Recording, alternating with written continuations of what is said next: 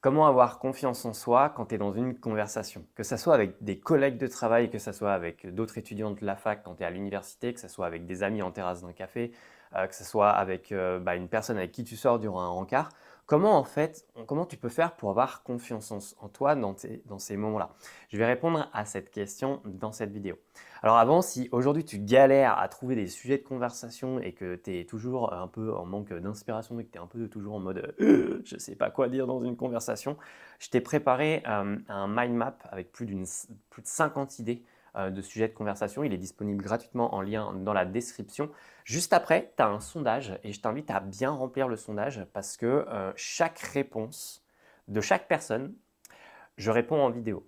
Et en ce moment, c'est ce que je fais. Et là, vous êtes de plus en plus nombreux à me répondre. Et donc, en fait, moi, ça me permet de t'apporter des solutions qui sont personnalisées. Donc, je t'invite à aller voir ça. Et ce qui est bien, c'est que j'ai construit le mind map de telle façon à ce que tu puisses le télécharger sur ton téléphone. Comme ça, dans les moments, dans une conversation où tu galères, tu manques d'inspiration, tu sais pas quoi dire, tu sors ton téléphone discretos, tu scrolles discrètement le mind map et comme ça, tu peux t'inspirer de nouveau pour relancer rapidement la conversation. Je te laisse aller voir ça si ça t'intéresse. Alors la question aujourd'hui, c'est comment on fait pour avoir confiance en soi dans une conversation? Et alors, la première question que moi j'ai envie de te poser, parce que en fait la notion de confiance en soi, c'est un truc qu'on voit partout, partout sur Internet, sur YouTube, partout dans tous les sens.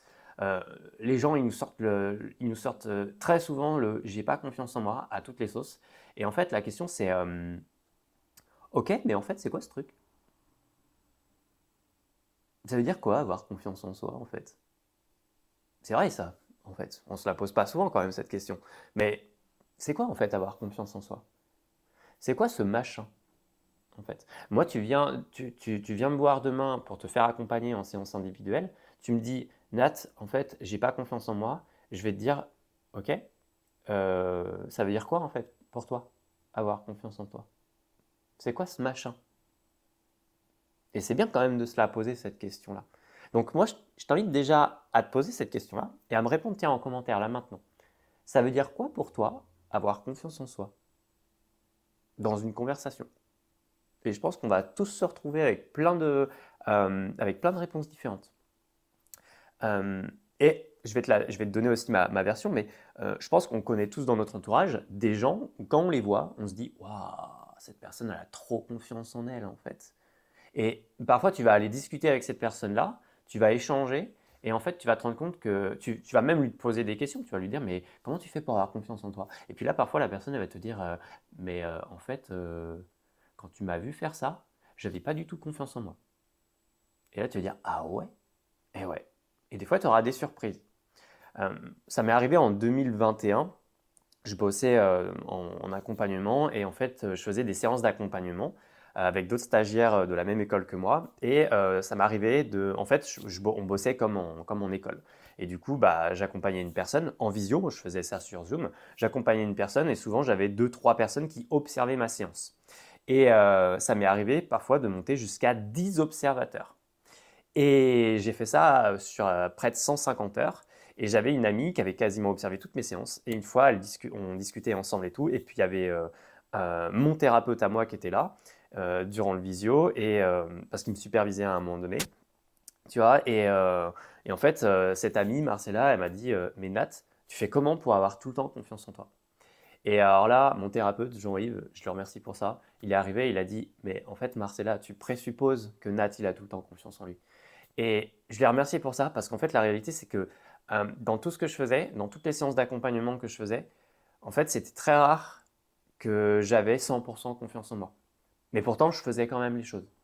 Et en fait, le truc, c'est avoir 100% confiance en soi. Moi, je pense que c'est une illusion totale parce que c'est pas possible d'avoir 100% confiance en soi. Et la plupart des gens, en fait, ils attendent d'avoir confiance en eux pour faire des choses. Et aujourd'hui, si tu attends d'avoir confiance en toi pour passer à l'action, sortir de ta zone de confort et aller participer davantage aux conversations, je pense que tu vas pouvoir attendre très longtemps. Vraiment. Et en fait, le truc, c'est toujours cette question de tu vas avoir confiance en toi avant pour aller participer aux conversations, Où en fait, c'est en participant aux conversations que tu vas gagner confiance en toi? Je pense que la réponse, tu la connais. Et le truc, c'est que pour moi, la confiance en soi, c'est une forte croyance en notre capacité à réaliser un comportement précis dans un environnement donné. Je te répète ça comme ça pour que ça soit vraiment clair.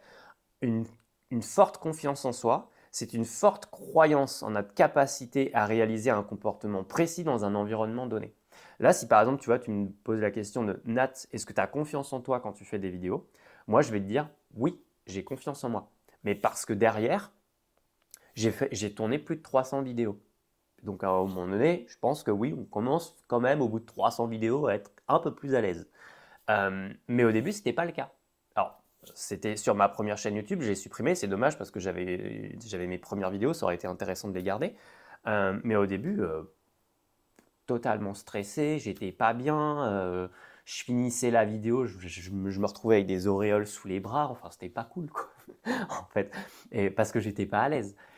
Mais en fait, au fur et à mesure où j'ai pratiqué, je me suis senti de plus en plus à l'aise. Et pour les conversations, en fait, c'est la même chose. Si demain, tu as envie d'avoir plus confiance en toi pour être à l'aise dans les conversations, à un moment donné, il va falloir que tu participes. À un moment donné, il va falloir que tu y ailles. À un moment donné, il va falloir qu'en fait, tu participes dans les interactions avec les gens. Et c'est au fur et à mesure où tu vas participer que tu vas gagner confiance en toi. Moi, j'aime bien dire un truc, c'est que euh, la confiance en soi dans les conversations, c'est comme apprendre une nouvelle langue. Quand on apprend l'anglais, par exemple, et en France, bon, on est des brels pour apprendre l'anglais parce qu'en fait, on est tellement en mode, on est tellement en flip et on a un sérieux problème avec le fait de se tromper et les erreurs. Résultat, en fait, on n'ose pas participer. Mais moi, je me souviens quand j'ai commencé à travailler à l'aéroport de Grenoble en 2017, on m'a mis sur le poste qui demandait le plus d'anglais, agent PMR. Donc en fait, j'étais là et je passais en gros 10 heures par jour avec des anglophones, tu vois. Et 2017, janvier 2017, j'arrive et tout.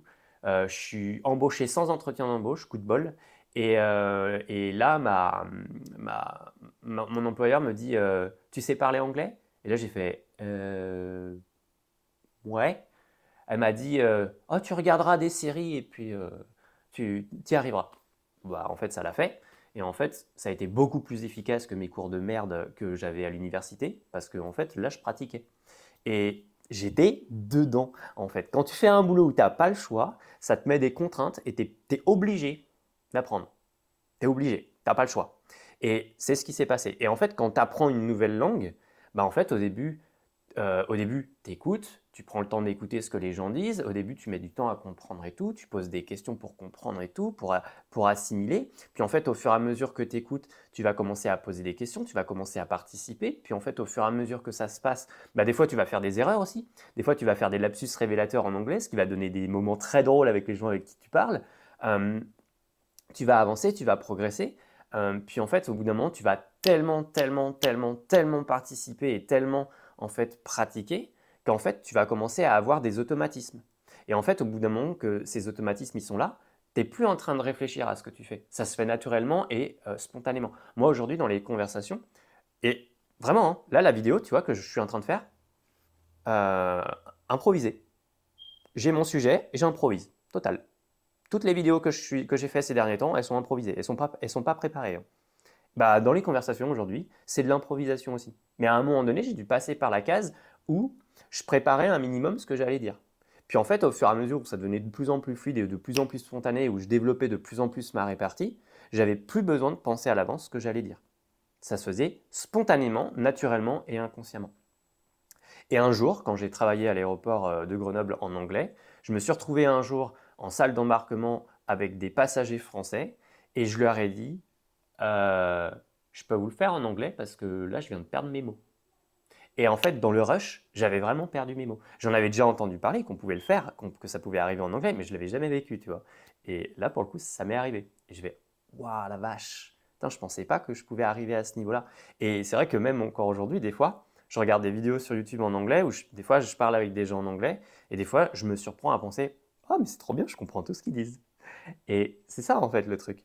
Donc, à être à l'aise et avoir confiance en soi dans la conversation, à un moment donné, va falloir que tu y ailles. Et à un moment donné, va falloir que tu participes. Et je sais qu'au début, c'est difficile, parce que ça demande de sortir de sa zone de confort. Mais un truc qui est clair, c'est que si tu attends d'avoir suffisamment confiance en toi pour y aller, tu le feras jamais. Vraiment, ça arrivera jamais. Il n'y a pas de baguette magique, il n'y a pas de recette miracle, il n'y a pas de secret. Ça fait une dizaine d'années que je travaille dans l'accompagnement, que j'ai étudié ça, que je suis formé en accompagnement et tout. Et honnêtement, il n'y a pas de secret. À un moment donné, il faudra y aller, il faudra passer le cap et il faudra sortir de sa zone de confort. Alors après, il y a des techniques pour y aller progressivement et gérer le stress. Mais à un moment donné, si tu veux avoir confiance en toi dans les conversations du quotidien, il va falloir participer plus, oser plus, poser souvent, prendre l'habitude de poser des questions aux gens. Tu vas à la boulangerie, tu poses une question à ta boulangère. Tu passes à la caisse à ton supermarché, tu poses une question à la caissière. Tu vas, je sais pas, acheter un truc à un marchand sur ton marché. Tu poses des questions. Tu poses juste une question ouverte en fait avant de partir. Et tu vois ce qui se passe, en fait. Tu vas dans une imprimerie pour imprimer, je sais pas, des CV, des lettres de motivation. Moi, c'est ce que j'ai fait il y a pas longtemps, tu vois. Juste, tu poses une question et en fait, c'est parti. Et juste, après, tu es pris dans le truc et en fait, bah, tu commences à pratiquer, à oser et tout participer. Et en fait, au fur et à mesure que tu vas participer, tu vas naturellement développer ta confiance en toi et tu vas devenir de plus en plus à l'aise. Moi, si aujourd'hui, je me sens bien quand je fais une vidéo, c'est parce qu'à un moment donné, bah, j'y suis allé en fait. J'en ai tourné plein, j'en ai tourné plus de 300 aujourd'hui, je ne sais même pas à combien j'en suis, à mon avis c'est plus que ça, parce qu'il y a des moments j'en avais supprimé. Et bah aujourd'hui, ouais, je suis à l'aise. Mais je suis à l'aise dans ce contexte-là. Parce que, encore une fois, c'est une forte croyance en notre capacité à réaliser un comportement donné dans un environnement précis. Par exemple, je pense que tu m'as vu récemment, j'ai fait des vidéos à La Rochelle où j'étais en vlog avec la caméra, tu vois, à bout de bras.